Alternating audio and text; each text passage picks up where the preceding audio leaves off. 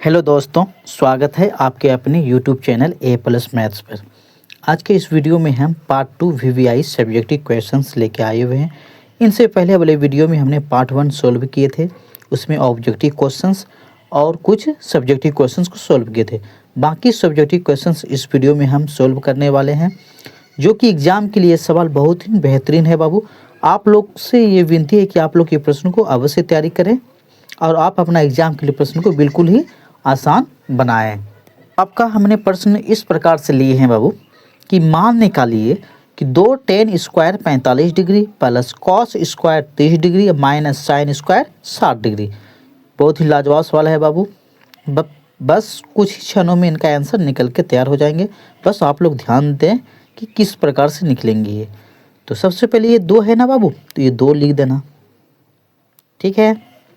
बीच में इंटू छिपा रहता है। इंटू मतलब क्या होता है? गुना, या तो आप ब्रैकेट दे दें, ठीक है। tan स्क्वायर 45 डिग्री है। पहले tan 45 का मान याद आपको रखना चाहिए। तो tan 45 डिग्री का जो मान होता है बाबू वो 1 होता है। क्या होता है? 1। अब इस पर ये स्क्वायर है तो हमने ये स्क्वायर लगा दिए, ठीक है बाबू। फिर ये प्लस का चिन्ह है तो प्लस का चिन्ह दे दिए, और यहाँ पे कॉस स्क्वायर 30 डिग्री है, ठीक है बाबू। तो कॉस 30 डिग्री का मान होता है √3/2, ठीक है। √3/2 हमने लिख दी। इस पे स्क्वायर है तो हमने ये स्क्वायर कर दिए। फिर ये माइनस है बाबू तो ये माइनस दे दिए। साइन स्क्वायर 60 डिग्री, हमें साइन 60 डिग्री का मान बैठाना है। तो साइन 60 डिग्री का मान होता है बाबू √3/2। इनका भी मान क्या होता है? √3/2। अब इस पर भी स्क्वायर है तो हमने इस पर क्या लगा दिए? स्क्वायर लगा दिए, ठीक है बाबू। अब यहाँ पे देखें, 1 का स्क्वायर 1 ही होता है। 1 को जब 2 से गुना करें तो क्या होगा? 2 हो जाएगा। ये प्लस है बाबू, ठीक है ना। स्क्वायर में रूट खत्म होगा तो ये 3 बाहर आ जाएगा, बटे 2 का वर्ग करेंगे तो क्या हो जाएगा? 4। समझना, ये माइनस स्क्वायर में रूट करेंगे तो ये भी 3 बाहर हो जाएगा बाबू, बिल्कुल इसी तरह। और 2 का वर्ग नीचे, ये 4। अब यहाँ पे ध्यान दे बाबू, प्लस में 3/4 है और माइनस में 3/4। 3/4 में ये प्लस में है और ये माइनस में 3/4 है, यानी कि 3/4 में 3/4 घटाएंगे तो मेरा मान क्या बचेगा? सिर्फ 0। और 0 में 2 जोड़ेंगे तो क्या होगा? सिर्फ 2 आंसर। तो मेरा यहाँ पे आंसर क्या निकल के तैयार हो रहा है बाबू? 2। तो आपके पास भी सवाल इस प्रकार से आए, बिल्कुल आप इसी तरह से आपको भी इसे बनाना है बाबू, ठीक है। आपका अगला प्रश्न इस प्रकार से है बाबू, 6 सेंटीमीटर त्रिज्या वाले एक वृत्त के एक त्रिज्यखंड का क्षेत्रफल ज्ञात कीजिए जिसका कोण 60 डिग्री है। तो हमें 6 सेंटीमीटर त्रिज्या दिया है बाबू, और एक वृत्त में जिसका कोण कितना है? 60 डिग्री है। तो पहले हम एक वृत्त बना लेते हैं बाबू, समझिए। ये मेरा क्या हो गया? वृत्त हो गया। अब यहाँ से 6 सेंटीमीटर, ये हमने 6 सेंटीमीटर लिख दिया बाबू, समझना।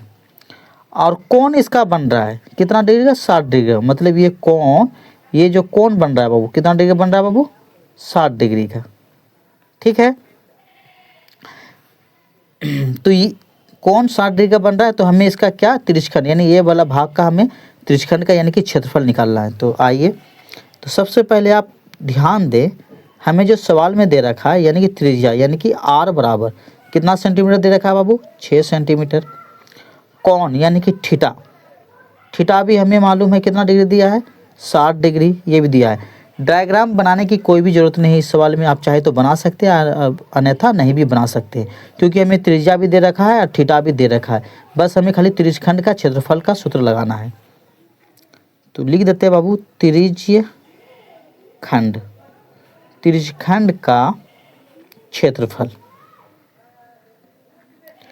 ये सूत्र बस आपको याद रखना होगा। सूत्र क्या होता है बाबू? देखिए, थीटा बटे 360 गुना पाई r स्क्वायर, ये सूत्र है। बस इस सूत्र पे मान बैठा दें। थीटा का मान कितना है? 60 डिग्री, बटे कितना है बाबू? 360 गुना पाई का मान तो आप सबको पता होगा कि 22/7 होता है बाबू। r का स्क्वायर यानी कि 6 का स्क्वायर, यानी कि 6 गुना 6, 2 बार आप इसे लिख सकते हैं। अब देखिए कौन सा कट रहा है। देखिए 6 के 36 ये कट रहा है, पहले 0 0 कटाए, फिर 6 से ये 6 कट गया, और कट रहा है, अब नहीं कट रहा है। तो मेरे पास क्या बच रहा है बाबू? यहाँ ध्यान दें, 22 को 6 से गुना कर देना, 6 दूना 12 और 6 दूना 12, 1 13 हासिल था, बटे 7। और ये सेंटीमीटर में है बाबू, तो ये सेंटीमीटर दे और क्षेत्रफल है तो इसमें क्या लगा देना होगा, स्क्वायर। इस तरीके से ये आपका सवाल बन के बिल्कुल तैयार है। आई होप कि आपको ये भी प्रश्न बिल्कुल समझ में आ गए होंगे। अब हम नेक्स्ट प्रश्न की ओर चलते हैं। प्रश्न 7 इस प्रकार से है बाबू, सिद्ध कीजिए कि cot A minus cos A बटे में दिया है बाबू cot A plus cos A और बराबर में कॉसेक ए -1 और बटे कॉसेक ए +1। इस प्रकार से हम, यानी कि आपका ये अगला प्रश्न है, इसमें हमें एक तरफ LHS मानना होगा और दूसरी तरफ क्या मानना होगा बाबू, RHS। तो हम LHS को लेके पढ़ते हैं, ठीक है बाबू। तो हम इसको हल करते हैं, इसको LHS बराबर हम हल कर लेते हैं।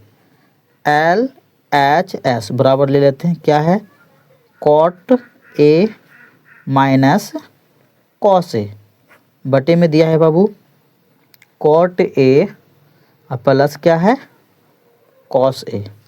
अब इसको हल करने के बाद मेरा इतना हमें पुराना है, ठीक है बाबू। तो आप यहाँ पे ध्यान दें, कॉट ए का सूत्र होता है बाबू कॉस ए बटे साइन ए। सूत्र आपको याद रखना होगा, ये हम सूत्र में चेंज कर रहे हैं। कॉट ए का सूत्र क्या होता है, कॉस ए बटे साइन ए, ठीक है बाबू। ये माइनस है तो माइनस हो गया। अब यहाँ पे समझें, ये क्या है, कॉस ए। कॉस ए को सेम टू सेम आप उतार दें, कॉस ए, ये मेन बटा हो गया बाबू।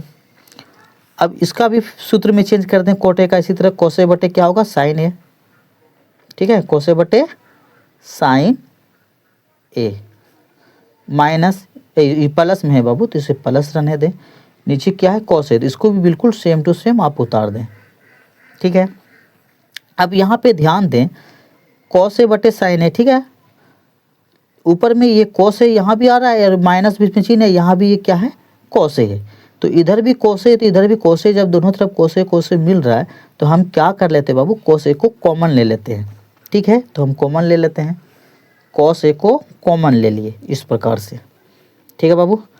तो हमने ये कॉस ए के जगह हम तब 1 रखना होगा, क्योंकि कॉस ए को 1 से गुना करेंगे तभी कॉस ए पूरेगा, ठीक है ना। अब बटे में ये साइन है तो यहाँ पे साइन ए रहने दें, समझ रहे हैं। अब देखें, इसको पूरा करके भी देख लेते हैं। कॉस ए को अगर 1 से गुना करेंगे तो कॉस ए पूरेगा, अब बटे ये साइन है तो ये साइन है, ठीक है बाबू, माइनस। अब हमने ये कॉस ए कॉमन ले रखे तो यहाँ पे फिर हमको 1 लगाना होगा, ठीक है बाबू।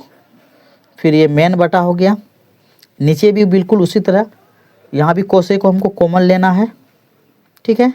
यहाँ भी कॉस ए की जगह में 1 रखना होगा, अब बटे ये साइन है तो साइन ए, ठीक है बाबू।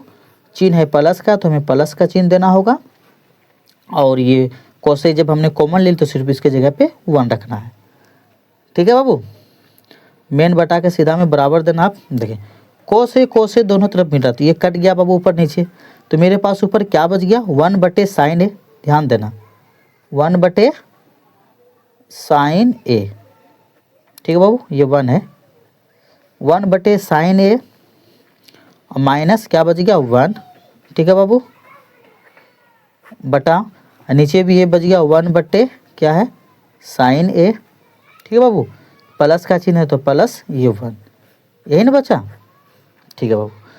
अब आपको यहाँ पे ध्यान देना होगा, क्या बराबर 1 बटे साइन ए किसका सूत्र होता है बाबू, कॉसेक ए का।